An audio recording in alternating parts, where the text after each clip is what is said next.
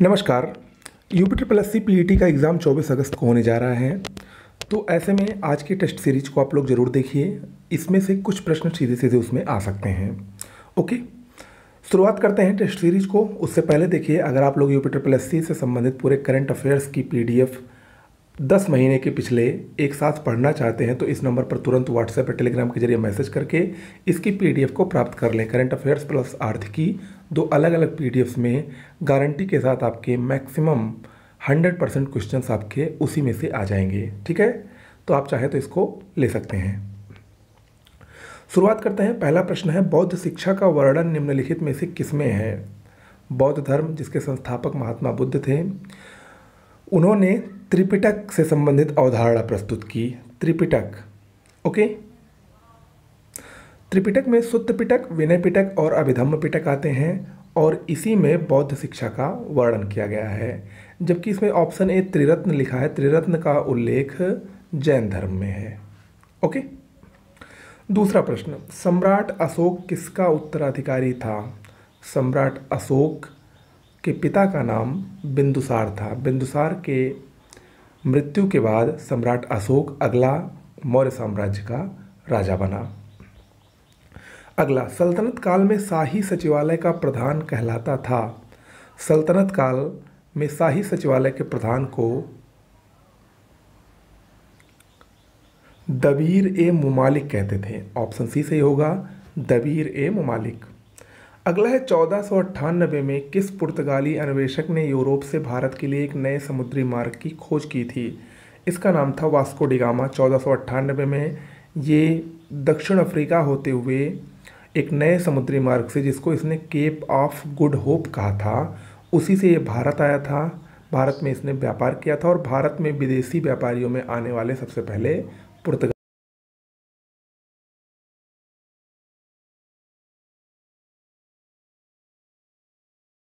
था। एक कार जिसमें ब्रेक तो है पर इंजन नहीं है। देखिए, जब 1935 का भारतीय शासन अधिनियम लागू हुआ, उस समय तत्कालीन ब्रिटिश सरकार ने उसको लागू किया तो उस पर जवाहरलाल नेहरू ने टिप्पणी की थी, ये एक ऐसा है, एक कार के समान है जिसमें ब्रेक तो है पर इंजन नहीं है। ये बहुत ही महत्वपूर्ण है, कई बार पूछा गया है। अगला, महात्मा गांधी को राष्ट्रपिता कहने वाला प्रथम व्यक्ति कौन था?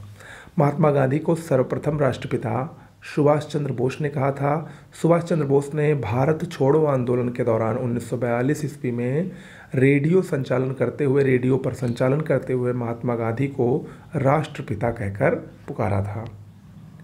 अगला, सुभाष चंद्र बोस ने स्वतंत्र भारत की अंतरिम सरकार की स्थापना की घोषणा कब की थी? 21 अक्टूबर 1943 को। 21 अक्टूबर 1943 को भारत की अंतरिम सरकार की घोषणा की थी।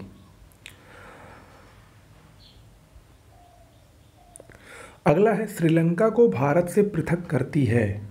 ये बहुत ही आसान प्रश्न है, बहुत बार परीक्षा में आ चुका है ये। श्रीलंका को भारत से पृथक करने वाली मन्नार की खाड़ी है। ऑप्शन डी इसमें सही होगा, जो कि तमिलनाडु के पास स्थित है। अगला है, आम्रवर्षा कहाँ पर होती है? आम्रवर्षा मुख्य रूप से कर्नाटक, तमिलनाडु, केरल यानी दक्षिण भारत में होती है। ऑप्शन बी इसमें सही होगा।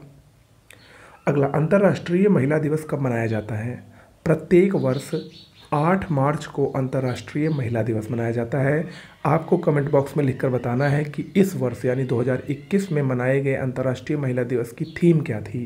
इम्पोर्टेंट है, परीक्षा में आ सकता है, आप लोग ज़रूर बताइए। अगला, पारादीप बंदरगाह कहाँ स्थित है? पारादीप बंदरगाह ये उड़ीसा में स्थित है। ये पूर्वी तट का बंदरगाह है, उड़ीसा में स्थित है। ये एक प्राकृतिक बंदरगाह है। ओके। अगला, ताजमहल बदरंग क्यों हो रहा है? ताजमहल, देखिए, ताजमहल मुख्य रूप से अम्लीय वर्षा से प्रभावित है। अम्लीय वर्षा जिसमें सल्फर के ऑक्साइड रहते हैं, नाइट्रोजन के ऑक्साइड रहते हैं, उनके वजह से ताजमहल का जो संगमरमर है उसका रंग उतर रहा है, वो बदरंग हो रहा है। ओके।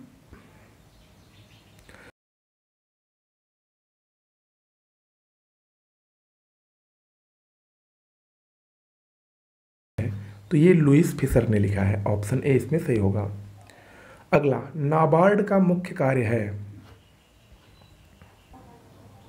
देखिए, नाबार्ड कृषि ऋण प्रदान करने वाली सबसे बड़ी संस्था है। इसकी स्थापना 1982 को हुई थी। इसका मुख्यालय मुंबई में है।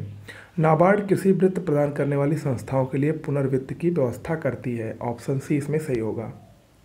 अगला, निम्नलिखित में से कौन सा मूलभूत अधिकार नहीं है?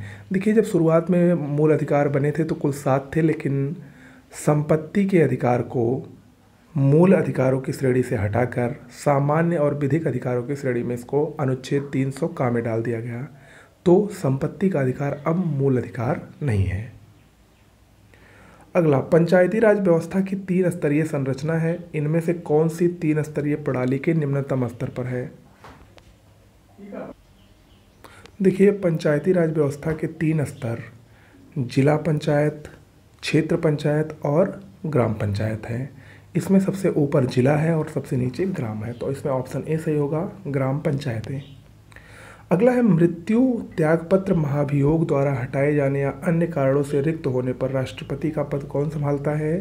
तो ऐसी स्थिति में राष्ट्रपति के पद को राज्यसभा के सभापति यानी उपराष्ट्रपति संभालता है। देखिए, इसमें क्वेश्चन को घुमाया गया है। बहुत से लोग जानते हैं कि राष्ट्रपति की अनुपस्थिति में उपराष्ट्रपति पद संभालेगा, लेकिन यहाँ पर उपराष्ट्रपति राज्यसभा का पदेन सभापति भी होता है। अगर जिसको ये पता है वो ऑप्शन को सी को सही मान लेंगे। ठीक है, तो इस तरीके से प्रश्न घुमा के आ सकता है। अगला है, भारत में इनमें से कौन सा विषय पंचायती राज संस्थाओं की शक्तियों के अंतर्गत नहीं आता है? पंचायती राज में विभिन्न विषय दिए गए हैं, कुल 29 विषय हैं, जिसमें से न्यायिक पुनरीक्षण ये उनकी शक्तियों के अंतर्गत नहीं आता है। ओके, जुडिशियल रिव्यू जिसको कहते हैं, ये मुख्य रूप से सुप्रीम कोर्ट और हाई कोर्ट का कार्य है। अगला, राजीव गांधी पर्यावरण पुरस्कार दिया जाता है किस लिए? श्रेष्ठतर योगदान के लिए किसमें? राजीव गांधी पर्यावरण पुरस्कार स्वच्छ प्रौद्योगिकी और विकास में श्रेष्ठ योगदान के लिए प्रदान किया जाता है। अगला है, संयुक्त राष्ट्र मानवाधिकार परिषद का गठन कब किया गया? संयुक्त राष्ट्र मानवाधिकार परिषद का गठन 2006।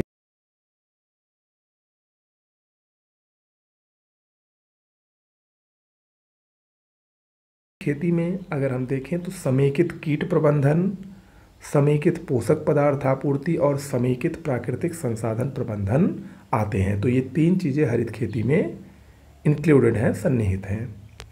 अगला, भूमि विकास बैंक किसानों को ऋण उपलब्ध कराता है। भूमि विकास बैंक यानी LDB जिसको कहते हैं, लैंड डेवलपमेंट बैंक, ये किसानों को लंबी अवधि के लिए ऋण प्रदान करता है। ऑप्शन सी इसमें सही होगा। अगला, भारत में गठित सबसे पहली सहकारी समितियां कौन थीं? भारत में सबसे पहली सहकारी समिति जो गठित हुई थी वो थी साख समिति। ऑप्शन ए सही होगा, साख समिति। अगला है, संयुक्त राष्ट्र सुरक्षा परिषद में अस्थायी सदस्य के तौर पर भारत का कितने साल का कार्यकाल 4 जनवरी 2021 को शुरू हो गया। देखिए, भारत को यूएनसी में अस्थायी सदस्य चुना गया है 2 वर्ष के लिए, 2021 से 31 दिसंबर 2022 तक के लिए इनका ये कार्यकाल होगा, 2 साल के लिए। अगला है, हाल ही में किस देश ने वर्ष 2015 के परमाणु समझौते का उल्लंघन करते हुए एक भूमिगत इकाई में 20% तक यूरेनियम का संवर्धन शुरू किया है? इंपॉर्टेंट है, ईरान ने ऐसा किया है। ऑप्शन बी सही होगा। अगला भी इंपॉर्टेंट है, हाल ही में किस राज्य में स्थित लोनार झील को रामसर स्थल का दर्जा दिया गया है? रामसर साइट्स यानी ये आर्द्रभूमि संरक्षित क्षेत्र हैं जो कि इस समय संकटग्रस्त श्रेणी में हैं। तो ये महाराष्ट्र में स्थित है। लोनार झील जो कि क्रेटर झील है, ज्वालामुखी द्वारा निर्मित झील है, इसको रामसर स्थल में घोषित किया गया है। अगला, central soil salinity research institute कहाँ पर स्थित है? ये है करनाल में। करनाल ऑप्शन सी सही होगा, हरियाणा के करनाल में ये इसका मुख्यालय। अगर इसको देखें तो इसका हिंदी नाम होगा केंद्रीय मृदा लवणता अनुसंधान संस्थान। ये करनाल में स्थित है। ओके, तो कैसा लगा और आपका स्कोर कितना हुआ जरूर बताइएगा। पीईटी के लिए लास्ट समय बचा है, करंट अफेयर्स पर ज़्यादा फोकस करिए। निश्चित रूप से पीईटी में आप बेहतर प्रदर्शन करेंगे। नमस्कार।